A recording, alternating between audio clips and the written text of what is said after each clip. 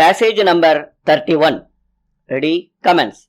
Mr. Deputy Speaker, I congratulate the government on their nationalizing the 6 private banks. Hope this action will lead the country in a better position. Before nationalization of banks, there was a feeling in certain quarters that the government was only interested in the development of private industries. After nationalization, I am sure they will be convinced that the government are anxious to cater to the needs of the ordinary citizens, be they in town, cities or rural areas. However, in actual practice, we see that this laudable objective has not been fully achieved. So, the Honorable Finance Minister should have a look into it and see that to begin with, a certain amount of uniformity is maintained. I would like to elucidate this point further.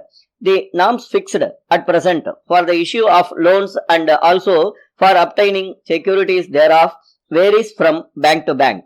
This is not desirable and they should fix the same norms and apply them uniformly. Again, even in the same bank, they adopt one policy in one place and another in some other place.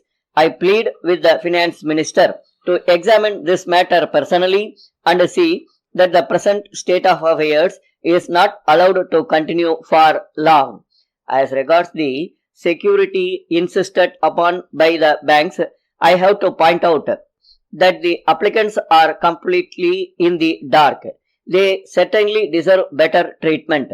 The moment those documents are produced as required by them, the applicants are again asked to produce some other documents to substantiate their application. It would greatly facilitate the poor applicants if they are told even at the first instance of all the documents that are to be produced.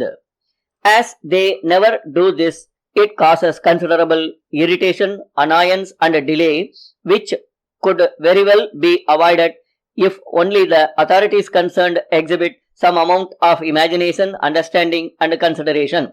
With regard to the interest charged for the loans taken by the agriculturist, I am of the unshakable view that the present policy should undergo a very radical change. The interest charged now is very excessive and it should be reduced considerably.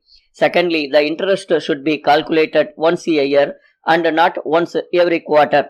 The present procedure and the present rate of interest cause great hardship to the agriculturists, and I am afraid their economy will be completely shattered if steps are not taken in time to revise them. Moreover, the agriculturists find it rather difficult to repay the loans whenever there is serious drought or heavy floods. The government would do well to defer the collection of these loans during such periods when natural calamities occur. Sir, one other complaint that is often made is that the scheduled banks are not able to serve the rural masses as effectively as they are expected to do. So, it is a welcome feature that the government have some proposals to have agricultural development banks in the rural areas to serve the really needy people. But I do not know the stage at which the implementation of this proposal stands at present.